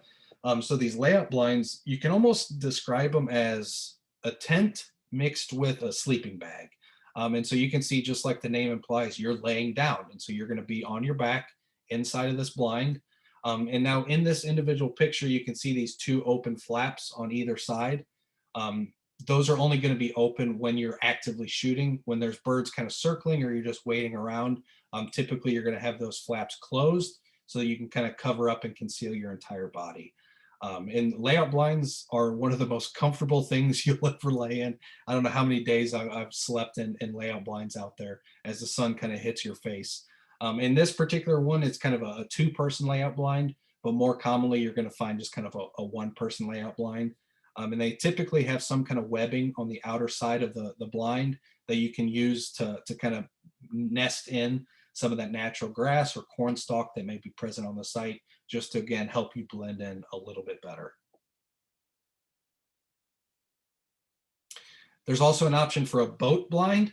If you're interested in kind of going gung-ho into waterfowl hunting, this is an option to do so, particularly if you're interested in hunting big bodies of water like Clinton Lake, Lake Shelbyville, maybe the Mississippi River. Boat blinds are kind of common there. But again, it's expensive, but another option. Now, something you're likely only going to see on private land, particularly at some of the hunting preserves, where you'll pay a certain fee to hunt that site that day, are these pit blinds. And these are essentially buried structures. So the majority of the blind is underneath. At some of the higher end clubs, I've heard stories of them having ovens and stoves and refrigerators, and it being like a huge house almost down there. And you can kind of see the water and vegetation comes directly up to the side. And so it allows you that nice concealment. But again, you're typically only going to find these at kind of the preserves. And then some of the, people who are really bit by the waterfowl bug may do this on their private land as well. Now, what you're going to run across at a lot of the DNR sites, particularly if you put in for the public duck or goose lottery, are basically permanent kind of wooden blinds.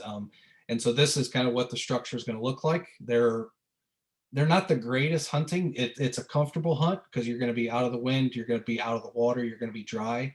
But ducks do start to pick up on where these blinds are over time. And so they do become less effective as the season goes on. And that's one of the really important things, and it transitions well to our next topic about decoy strategies, is that you need to remember these are migratory birds. And so by the time that these birds fly, from Canada to Illinois, they have seen blinds, they have seen, dozens of decoy spreads, they've been called at. And so they're starting to be a little bit smarter. And so a lot of times it's trying to differentiate yourself from the other spreads that they've seen. And in cases like this, when you have a big permanent blind, they do become wise to them. So just kind of keep that in mind. But with that, I'm going to turn it over to Curtis, and he's going to discuss some basic kind of decoy strategies really quick. Yeah, thanks, Dan. All right, decoys. So Dan kind of talked about it. There's a ton of different makers and pretty much every species you can think of. Highly variable, a lot of stuff out there, but when you're starting out, mallards generally appeal to pretty much all ducks, and getting a dozen of them to start will get you going. So we've got some slides in here that are gonna kind of show real life hunting scenarios, and then we're gonna talk about how our little hunter on the screen set up his decoy spread for these birds. All right, so what are we thinking? First, let's think broad scale. So first, you got to find somewhere to hunt. Maybe you're hunting public land, private land. Maybe you found a field that's getting a lot of ducks and geese in it. Well, okay, now you get to that field bright and early in the morning, and it's a giant field. So remember that location is very important when it comes to hunting, especially waterfowl. So just because they were in a field, they may want to be in a very specific part of that field. Maybe a portion of that field has more waste grain that they're eating, or just the topography gives them a good vantage point so they feel safe. But anyway, when you're there, try to look for tracks, look for scat, look for feathers, look for signs of where those birds actually were, and do your best to set up where they want to be. That's going to help. But what you really need to keep in mind is the wind direction and the sun. Those two things, I think, are the most important. So in a perfect world, whenever you find the exact spot that the ducks want to be, X marks the spot. In a perfect world, the wind would always be at your back and would be blowing 15 to 20 miles per hour, and the sun would be at your back and it would be shining. Because the sun at your back not only is going to help you identify birds and seabirds coming in, but that is going to go a long way at helping you hide as well, having that sun. Now, it's a little bit weird, but on cloudy days, it's actually harder to hide. So if you're out there hunting on a cloudy day when we've got that ambient light conditions and not many shadows, you're going to have to spend more time hiding, because like Dan said, most of these birds are not just being hunted in Illinois. They've been hunted all down the Flyway, so they've pretty much seen everything, and if you're not hidden, you're probably not going to have a good hunt, even if you're right where those birds want to be. And then after sun and wind, most important things, then you also got to think about your landing zone and what rigs you have. I mean, obviously, if you got short cords on your decoys, you're not going to be throwing them out in the deep water because they won't work. And in terms of landing zone, ducks do not want to land right amongst other ducks or decoys. Think about those puddle ducks, those dabblers taking off straight up into the air. If other ducks were landing, flying right over their head, there could be mid-air collisions.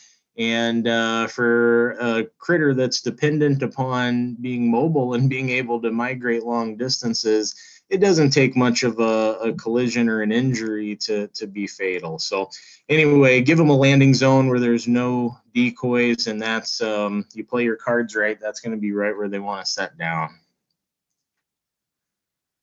So now, here we go. Here's our hunters. They've got the wind at their back. That's awesome. We're going to hope they got the sun at their back too, and they're just living the dream here. But, this is one of the basic dabbling duck setups. When you got the wind at your back, you can create this kind of U where basically right out in front of your blind, right in the prime shooting range, that's a big open hole.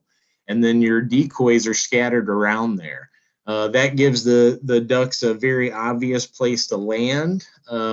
Remember, ducks always are going to land into the wind. So that's going to help you out. And on days when there is no wind, it's actually really hard to hunt. Ducks can land, they can work from any direction, which makes them unpredictable. But also, when you see live ducks on the water, man, it's muddy. The water's moving. There's so much action. That's one of the biggest things you'll notice. But when you look at decoys on a calm day, basically you're looking at a piece of art sitting on a piece of glass, and that doesn't look like a live duck to a real duck or to a hunter. So on those days, you're going to want to do something to incorporate movement into your spread. That could be as easy as a homemade jerk duck. Tie a little string to a couple of your decoys and run it back to your blind and move them around. Put some ripples on the water. But if the water looks like a pane of glass, you're going to have a real tough time getting those birds to buy your setup.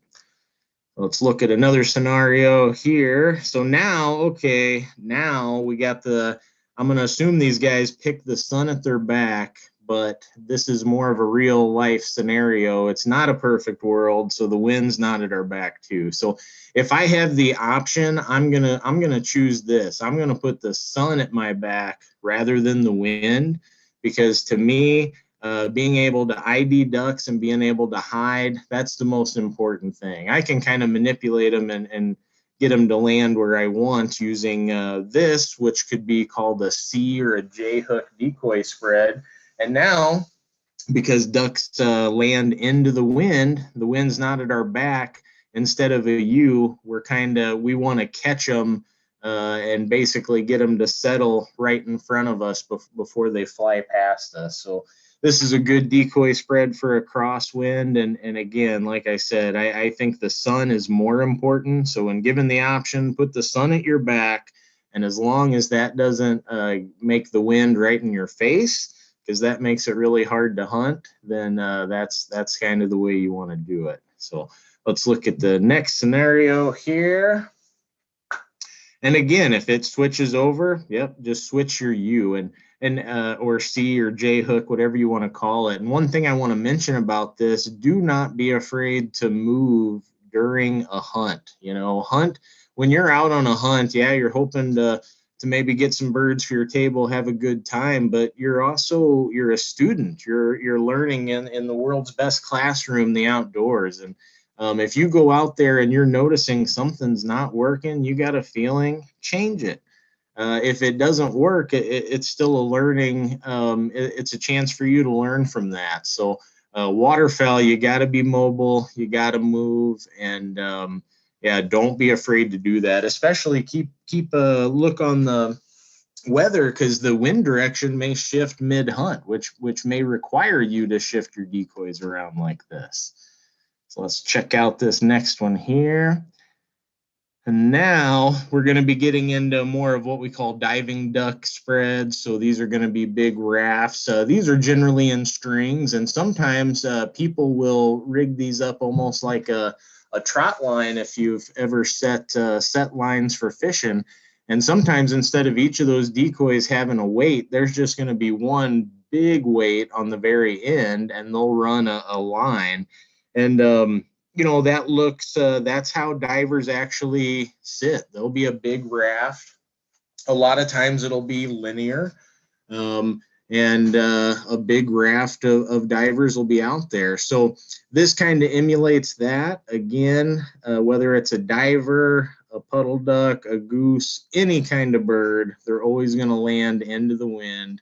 So keep that wind direction in mind, and you're just basically got a big, think of those decoys as blockers. You're hoping that those ducks land right before that, giving you a good shot.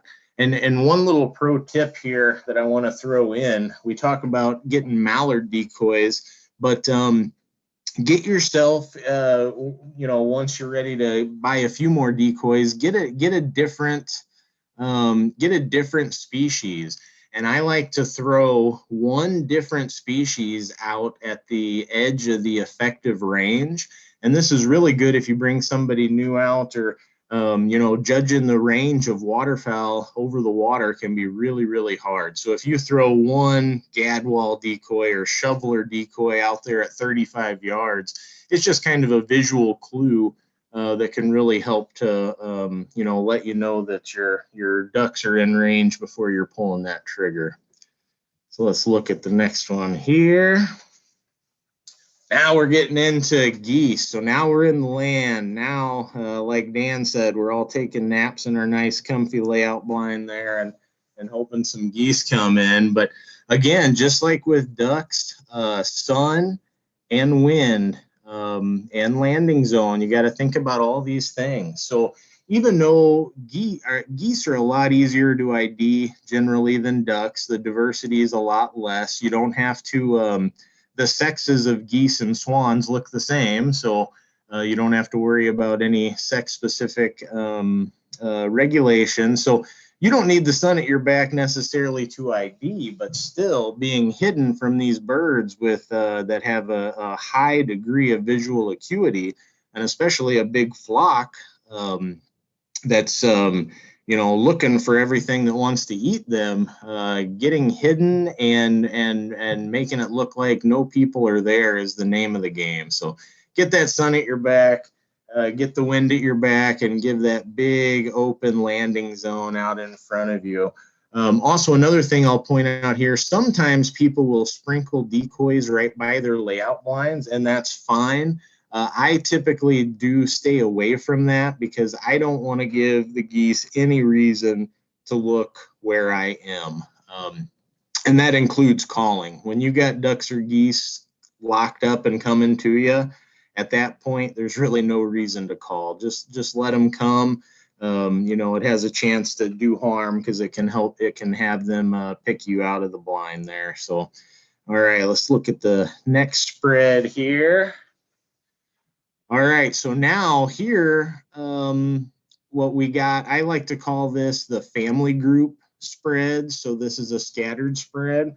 And it's like Dan said, sometimes you just need to change it up. These birds have seen a lot of different things.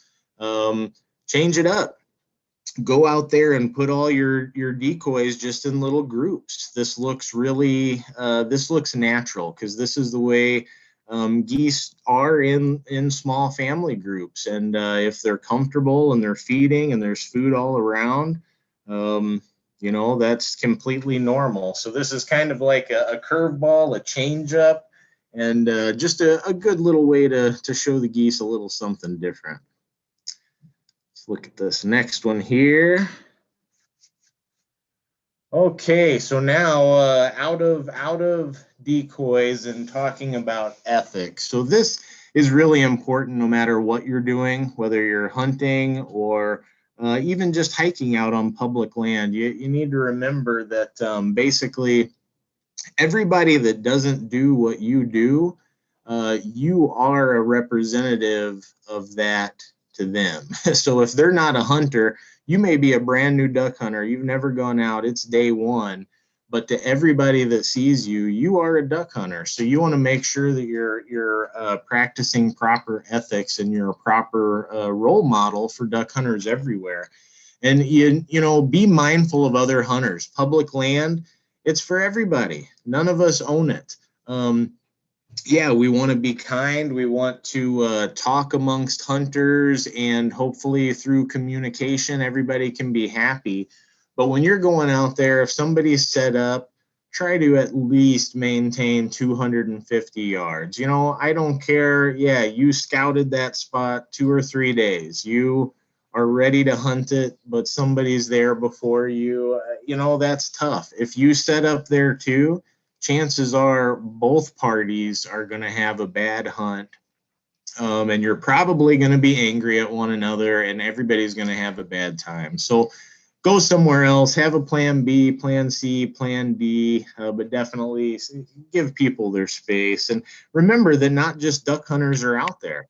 You know, there could be pheasant hunters, there could be trappers, fishermen, bird watchers. Everybody has the same rights to utilize those public lands that you do too. So, you know, be courteous, let them make their casts and fish what the structure they're trying to fish. And once they're gone, go back to duck hunting. So I think there's room out there for all of us. And then a couple that are really big when it comes to duck hunting, take high percentage shots. It's hard. Steel shot doesn't have the knockdown power lead does. It doesn't do anybody any good to be firing steel all over the marsh at birds way up in the air. You're hardly ever going to scratch one down. If you do, it's probably going to sail 300 yards through the marsh and you're going to spend an hour looking for it. Meanwhile, 6 other ducks are going to land in your spread. So yeah, just, you know, make sure you're not pulling that trigger till you can clearly see the bird's eye or the bird's feet. Get some kind of visual clue so you know you're taking high percentage shots. And then, of course, clean up your trash. This is huge. Just imagine if, let's say, a group of bird watchers come in after a group of duck hunters and there's 30 shotgun shells, you know, plastic hulls floating in the water. You know, what does that look like? Does that showcase the image of hunters as stewards of the land and conservationists, or does it kind of show them that hunters might be slobs? So let's always keep that in the forefront of our mind, and pick up all your trash and pick up other trash you see, and do the best that you can so that you're a positive role model for hunters everywhere. And as long as you do that, no matter how much success you have, I think you're going to have a good time. And when other people see you out there, you know, they're going to want to talk to you and learn about what you're doing out there and having such a good time. So, yeah, that's could talk about ethics all day, but we'll kick it back over to Dan for some processing. It's after dinner, so hopefully nobody is too hungry, but back to you, Dan. Thanks, Curtis. Yeah, so like Curtis mentioned, now we're going to kind of wrap things up with a quick discussion about, you know, post-hunt processing. Like Adam mentioned earlier during the regulations section, you are required through the species identification requirement to keep one fully feathered wing or a fully feathered head attached to that carcass until you get home. Now once you do get home, there are kind of several different ways to process waterfowl. And I like to, as I'm hunting or even beforehand, have an idea of what you want to do, or, what dish you want to prepare with that specific harvest, because it's going to dictate how you process that individual bird. So there are several different methods. You can pluck, you can skin, you can quarter, and you can breast. And we'll detail these in the next few slides. But there's another regulation that's important to keep in mind. And it ties right into Curtis's ethics discussion, the Wanton Waste Law. It is unlawful for any person having control over harvested birds to wantonly waste or destroy the usable meat of the game.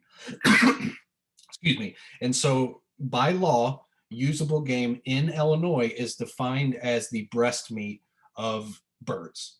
So for waterfowl, you are only required to take off the breast. Now I will go ahead and say there's a lot more meat on that bird than just the breast, and we'll kind of get into how to process in a little bit. But again, by law, you're only required to take the breast. Now, if you go hunt other states, there are some states that also require you to take the back legs. So again, just keep that in mind. And this also ties right into the ethics conversation.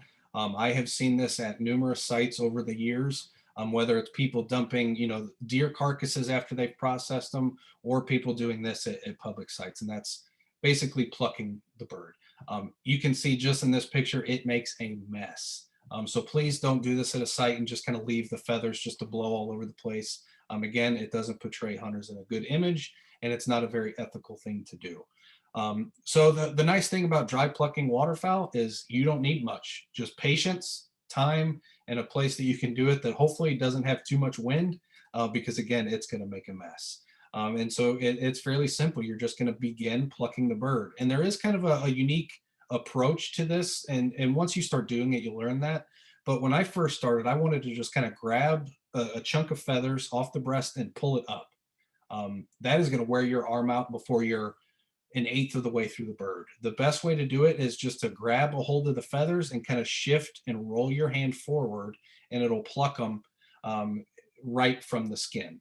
It's important to note that the way birds evolved, to fly, so everything is very calculated. They have hollow bones, and they also have a very thin skin. And so when we're plucking birds, the whole point of plucking them is to retain that skin on the piece of meat, because that's going to add a lot of flavor. It's going to have some fat content that, again, just adds more flavor to that piece of meat.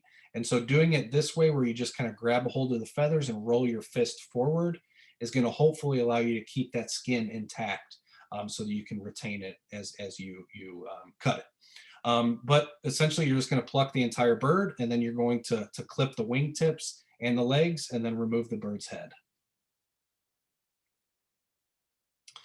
Now, there's a few different ways you can field dress, but essentially I want to quickly define what is field dressing. So field dressing is just the process of removing the internal organs of the harvested game from the body cavity. It does a couple things. One of the big things is obviously that, that gut is a big source of bacterial contamination. So that gets all that out of the bird as quickly as possible. But another thing that it does, if you feel your body, there's a lot of body heat trapped in your gut. And so removing these internal organs and some of that gut material allows that meat to rapidly cool, and so that you have this nice, wholesome meat. But the biggest, and I think arguably most important aspect of field dressing is do it in a clean place. You'll see a lot of people do it kind of like in this picture, a tailgate. Now, if your tailgate's clean, you can certainly do it there. I prefer to do this on a fold-out table that I could put on the back porch and just kind of do it there. But you want a nice, clean place so that you can keep that meat as wholesome as possible. So you're going to make a slight incision. And again, the skin of birds is very thin. So you really don't even need to use a knife. Very commonly, you can just use your thumbs and kind of push down on opposite sides of that breastbone that runs directly down the center of the chest. And if you push enough pressure, it may cause that skin to separate. But again, if you want to keep the skin on the meat, don't do it that way, but that is an option. Now, if you want to keep the skin on, you just make a slight incision kind of right at the cloaca. Again, very shallow because you don't want to puncture those organs. And then essentially you're just going to reach in and grab all the intestines, the heart, the liver, the crop, and the gizzard, and try to get all that out as quick as possible.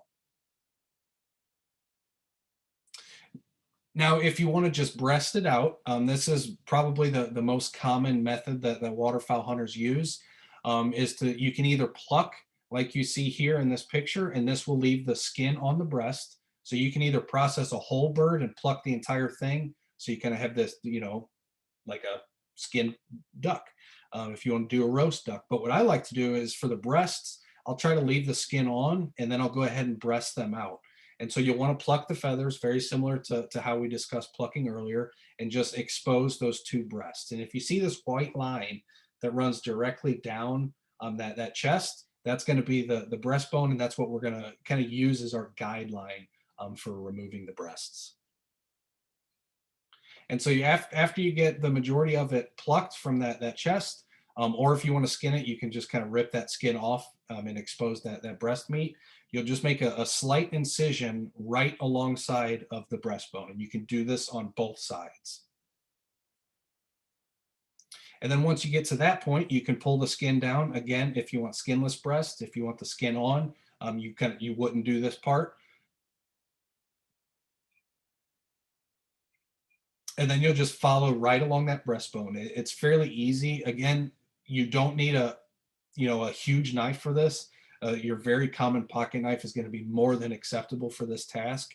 And you'll just kind of go right alongside that sternum, and you'll kind of feel where you hit the rib cages, and it kind of fans out a little bit, but just follow right along those bones, and those breasts will come right out for you. And then once you get the majority of the breast exposed, there will be a little connective tissue at the bottom of that breast that you also need to trim. Now, some people do use a fillet knife for this, just because, again, it's a little flexible blade that can kind of bend to follow those curves a little bit easier. But again, you don't need a fancy knife to do this. You can use pretty much any knife to get the job done. And once the breast is kind of free from the rib cage, like I mentioned, there will be a little connective tissue around the wing joint.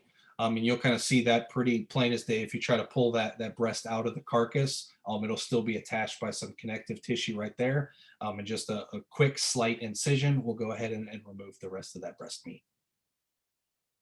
And you'll be left with these beautiful breasts. Obviously, this is a Canada goose, so you get decent sized breasts from these birds. And again, I also recommend taking the back legs. And unfortunately, we're kind of running a little low on time, and the webinars aren't the best way to kind of illustrate this process. So there are some really good YouTube videos out there. We'll send some links in that follow-up email that can detail this process a little bit more in depth. But that's basically what you're going to come out with, is this nice, beautiful Canada goose breast or duck breast, depending on what you happen to harvest. And then at that point, you get to have the fun part and start looking for different recipes and different ways to utilize that meat. And so we'll show a couple of our favorites here. Goose jalapeno poppers is kind of a mainstay for many waterfowl hunters. And this goose jalapeno poppers you can essentially do with any waterfowl. It's a great way to introduce people to wild game, particularly if you harvest a duck or goose. It's a great way to divide up, maybe you get 2 birds in the day. Well, this is a nice way to create, multiple people can try it at once, instead of, cooking a breast all in one and kind of eating it like a steak or something like that. This is a nice way to get a nice appetizer that you can share with multiple people and hopefully introduce them to wild game. Now, one of my favorites for Canada goose, if you go back for just a second, Jason, is this birds and broccoli. I really have found a liking to making a stir fry with Canada goose breasts and some other duck species as well. Now, mallards, if you happen to harvest mallards, they're by far my favorite duck to consume. I know other people have favorite. Every duck hunter you ask is going to have their own favorite, but a lot of people will choose mallards. So mallards are one of those that I will keep the breast whole, and I'll typically cook it in a different preparation than these, but the stir fry is a great way to use Canada geese or snow geese. So those are some great recipes. But with that, we're about out of time, so I'm going to turn it over to Jason, and he's going to close us out. Thanks a lot, Dan. So that concludes our webinar for Waterfowl 101. I hope you enjoyed it. It's a bit longer of the other webinars, so thank you for sticking it out. And I think there's a lot of good information there, so hopefully that was helpful for you guys. We will be having some January webinars, so keep in contact with us through Facebook and our other website to see when we post that schedule. We're going to be moving into turkey season here, so I'm sure we'll be having a couple turkey webinars here. And we'll think of some other subjects that we can cover. If there's anything that you would like covered, send us an email or a Facebook message and let us know, and we can look into that for you. So you can follow us on Facebook. That's going to be probably the most up-to-date information there that we're going to be sending out stuff. If there's any new schedules, you'll get it first thing there. And then they'll also be on our website. So our Facebook is pretty solid, I think. It has these schedules, but also any lottery reminders or any new DNR information or any new conservation information we try to put up there. Same with our Instagram, and our YouTube channel is growing, and we are trying to make more video content for everybody, especially since we can't have our workshops. So we're trying to find ways that we can educate the public, and one of those is going to be through videos. So you can follow us on there. And I said this in our webinar on Tuesday, but I'll say it again here if you weren't on that one. But currently we can't get our own URL, so we need 100 subscribers. So please go to our YouTube channel and subscribe to that, so that way we can turn that jumble of letters and numbers there into Illinois Learn to Hunt. So that way it's easier to find for future people who are looking for information. That would be a big help to us. I think we're in the 70s right now for subscribers. Also on our website, we have these web e-learning modules that you can go through at your own pace.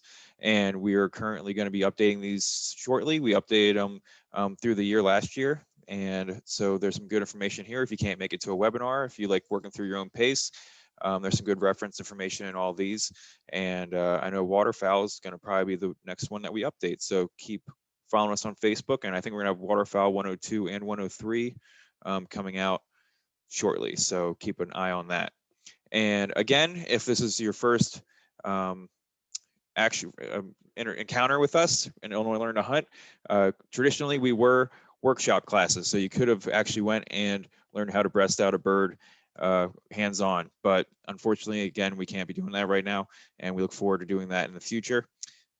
So not too much time for questions, but if anyone has any quick questions that you would like, please ask us now during the Q&A. If you think of anything in the meantime, again, you can always email us or Facebook message us, and we'll get back to you as soon as we can. Other than that, you have a wonderful evening, and thank you for joining us.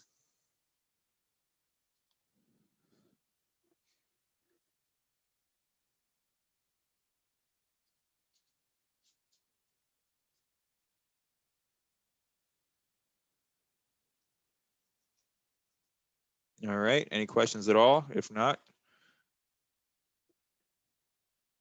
thank you very much, and thank you for joining us as well.